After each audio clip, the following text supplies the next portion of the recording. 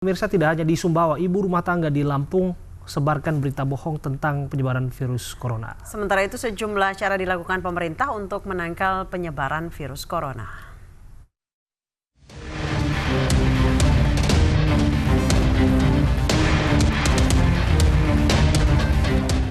Di tengah wabah virus corona yang mendapat perhatian seluruh masyarakat Indonesia, ada saja ulah orang yang tidak bertanggung jawab yang menyebarkan informasi hoaks atau berita bohong. Di Bandar Lampung, seorang ibu rumah tangga warga Gunung Kasih, Kabupaten Tanggamus ditangkap tim cybercrime Ditkrimsus Polda Lampung karena menyebar hoaks terkait virus corona. Unggahan berita bohong diunggah sebanyak 2 kali pada 3 dan 4 Maret dan telah dilihat oleh lebih dari 4.000 kali. Pelaku pun menyampaikan permohonan maafnya kepada warga Lampung atas unggahannya yang menyebabkan keresahan di tengah masyarakat. Ibu rumah tangga ini diancam Undang-Undang ITE tentang penyiaran berita bohong dengan ancaman penjara paling lama 10 tahun. Tak hanya berita bohong atau hoaks yang beredar di masyarakat, pelaku kejahatan pun memanfaatkan situasi ini untuk menjalankan aksinya. Polda Jawa Barat pun mengeluarkan imbauan kepada masyarakat untuk berhati-hati terhadap modus baru kejahatan yang mengaku petugas kesehatan yang menawarkan penyemprotan antivirus corona. Sementara itu, sejumlah kegiatan dihentikan untuk menangkal penyebaran virus corona. Pemprov DKI Jakarta menghentikan kegiatan Car Free Day yang biasa digelar pada hari Minggu pagi. Hingga kini pemerintah mengumumkan telah terjadi 34 kasus virus corona di Indonesia.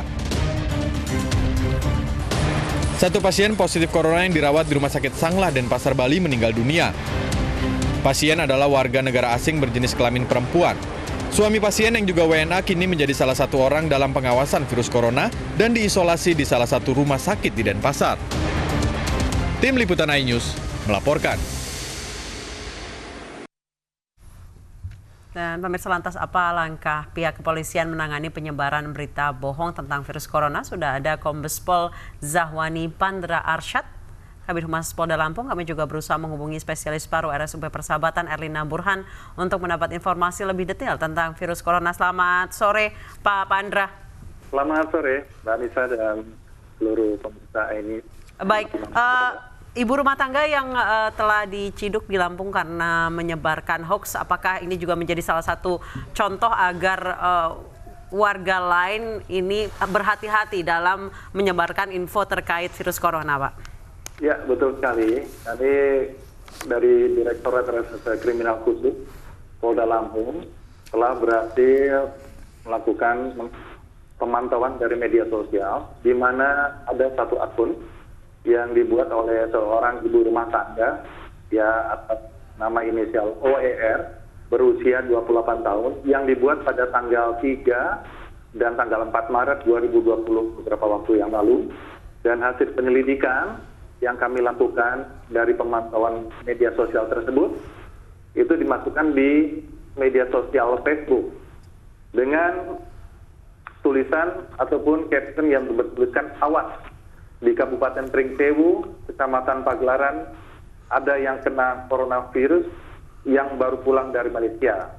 Kemudian juga ada pada postingan kedua tanggal 4, yaitu "Hati-hati, corona sudah masuk di Lampung." Nah, dari dua bukti tersebut, kami melakukan penyelidikan dan didapatlah pelaku berada di wilayah Tanggamus. Dan kami tanggal 5 kami lakukan penindakan dan juga penyelidikan, dan didapatlah informasi keterangan kenapa pelaku ini melakukan aksi ataupun juga untuk menulis di berita hoax tersebut. Pak Pandra, apa dasar polisi menaikkan kasus ini menjadi penyidikan dengan menersangkakan seorang ibu ini yang posting status tersebut? Ya, baik. Jadi karena dari hasil pemantauan media sosial tersebut, itu pertemanan sudah dibaca lebih dari 4.999 dan menimbulkan sesuatu kecemasan dan keonaran, dan juga di wilayah kami juga terbawa suatu suasana yang kita inginkan. Jadi dari ini pula ya tentunya menjadikan pembelajaran, karena sudah ada diatur di dalam Undang-Undang ITE, yaitu di antara lain di pasal 45A ayat kemudian junto pasal 28 ayat 2, yaitu setiap orang dengan sengaja dan tanpa hak menyebarkan informasi yang ditujukan untuk menimbulkan rasa kebencian, permusuhan, dan juga membuat keonaran, itu sudah jelas-jelas Ini yang membuat jadi masyarakat akan menjadi Pak Pandra, lebih awas lagi. keonaran yang dimaksud di sini seperti apa Pak? Dengan status yang bersangkutan sudah dibaca lebbi dari 4.000 warganet. Apa keonaran, apa dampak langsung yang dilihat aparat kepolisian sehingga dasar ini dilakukan untuk menjadi menersangkakan pelaku? Ya, jadi dari hasil penyidikan, dari hasil gelar yang dinyatakan penyidik sudah bisa menetapkan karena unsur-unsurnya sudah terpenuhi, dan ini pun juga berpengaruh kepada para netizen apapun juga warganet yang lain ternyata juga menanggapi ini. Dan dari niatan daripada ibu rumah tangga ini atas nama OER ini, ternyata ini adalah dilakukan karena dia merasa takut dengan pemberitaan-pemberitaan yang ada yang selama ini diberitakan tentang adanya virus corona. Artinya yang bersangkutan tidak sengaja kan Pak untuk membuat dalam tanda kutip keonaran yang dimaksud? Ya, justru itu dia membuat seperti itu supaya betul-betul ada rasanya mempengaruhi daripada situasi yang terjadi sekarang ini, sehingga dia mempunyai niat seperti itu. Nah, dia karena merasa kecemasan, jadi dia pun merasa ada kecemasan, kemudian dia dengan sengaja langsung memposting tulisan-tulisan itu dan dibaca oleh pertemanan yang lebih dari 4.000 sekian. Dan dari pertemanan ini langsung mentransfer lagi kepada teman-teman yang lain, sehingga terjadilah mempengaruhi daripada warganet itu sendiri, sehingga terjadi kecemasan di antara mereka sendiri, pertemanan itu. Baik, Ibu ini mendapat informasi yang disebarkannya itu dari mana, Pak? Ya, dari media sosial juga. Jadi mereka membaca di media, baik dari elektronik, juga dari media sosial, dan juga melihat juga. Kebetulan ibu ini adalah seorang yang akan mempersiapkan diri menjadi TKW untuk luar negeri. Ini dia merasa cemas gitu. Dan kecemasannya itu akhirnya dia mau menyebarkan informasi ini. Ya Pak Pandra, yang tadi agak menggantung adalah sudah dicek tidak kebenaran status yang bersangkutan sebelum dijadikan tersangka. Yang mana statusnya hati-hati virus corona sudah di Lampung. Saya tadi meminta pengecekan ini dilakukan ke Kepala Dinas Kesehatan, rumah sakit. Barangkali ini benar. Ya, baik. Jadi sudah terkonfirmasi. Bahkan tadi kami sudah konfirmasi kembali kepada Dinas Kesehatan di Provinsi Lampung. Dan juga dari ini kami cek kembali sampai pukul 16 itu belum ada yang terkonfirmasi. Ya, bahasanya begitu, belum ada yang terkonfirmasi COVID-19 ataupun coronavirus disease ini. Oke, artinya sampai saat ini nihil kasus COVID-19 ya di Lampung ya Pak ya? Iya, sampai pukul 16 tadi terkonfirmasi ya, artinya sudah baik. Baik, apakah informasi yang disebarkan oleh Ibu ini sempat membuat heboh di wilayah Lampung, Pak? Ya, betul sekali. Jadi dari para netizen yang ada di wilayah Lampung, itu sempat saling memberikan tanggapan yang artinya kecemasan itu sampai membeli masker dan sebagainya. Itulah yang hal-hal seperti itulah yang harus kita antisipasi. Dan ini menjadikan pembelajaran kepada semua warga masyarakat dimanapun berada, agar setiap informasi yang didapat itu agar betul-betul disaring sebelum di-sharing kepada para netizen ataupun kepada teman-teman atau pertemanan yang lain. Itu yang kami tegaskan. Karena sudah jelas di dalam undang-undangnya, di dalam undang-undang transaksi elektronik dijelaskan bahwa apabila menyebarkan secara tanpa hak dan bisa membuat suatu keonaran dan juga keresahan di warga masyarakat, tentunya ini jelas akan ada ancaman hukuman pidana yang jelas di atas ancaman di atas 5 tahun dan juga dendanya 1 miliar rupiah. Itu yang menjadi perhatian untuk pembelajaran kita semua, untuk warga masyarakat dimanapun kita berada. Sekali lagi, harus betul-betul dicek setiap informasi, jangan di-sharing sebelum kita saring informasi itu dengan jelas dan tepat. Baik, Pak Pandra, ini tersangka langsung ditahan atau bagaimana, Pak? Ya, betul. Jadi sekarang sudah dilakukan proses oleh Subdit 5, Cybercrime, Direktorat Kriminal Khusus Polda Lampung untuk dilakukan proses lebih lanjut. Dan ini merupakan pembelajaran buat semuanya, ya terutama di wilayah kami, ya untuk tidak mengulangi lagi ataupun tidak ada lagi pelaku-pelaku yang tentunya menyebarkan informasi berita kebohongan yang belum tentu adanya kebenaran informasi ini. Gitu.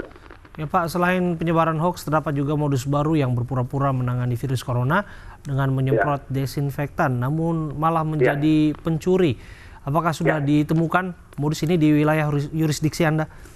Ya, betul sekali. Pimpinan Polri tentunya juga kami selalu mendapatkan atensi.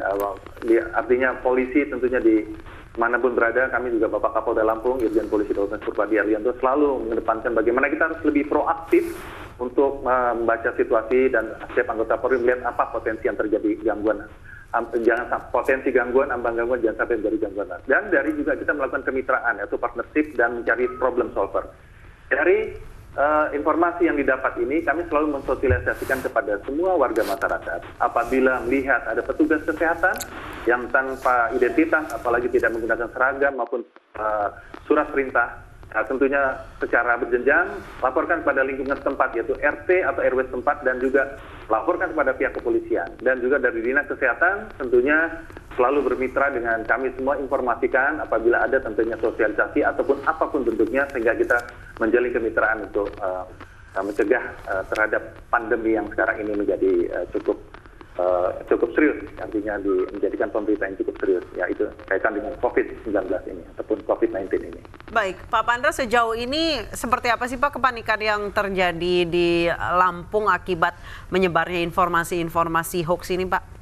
Ya, tadinya sebelum adanya suatu proses hukum terhadap seseorang pelaku ini, ya sempat masih di dunia maya ataupun di dunia media sosial ini masih cukup banyak berkembang informasi-informasi ini. Tapi semenjak adanya penindakan yang dilakukan oleh penyebar hoax berita virus corona ini, ya sedikit banyak menjadikan pembelajaran. Karena dari semua media juga mensosialisasikan, artinya jangan sampai kita memberikan informasi yang salah kepada warga masyarakat. Dan kita tanggapi dengan sesuatu bagaimana saran-saran yang sudah diberikan dari pemerintah, ya tentunya kita harus senantiasa menjaga diri dengan kebersihan dan menjaga kesehatan. Itu yang kita sampaikan.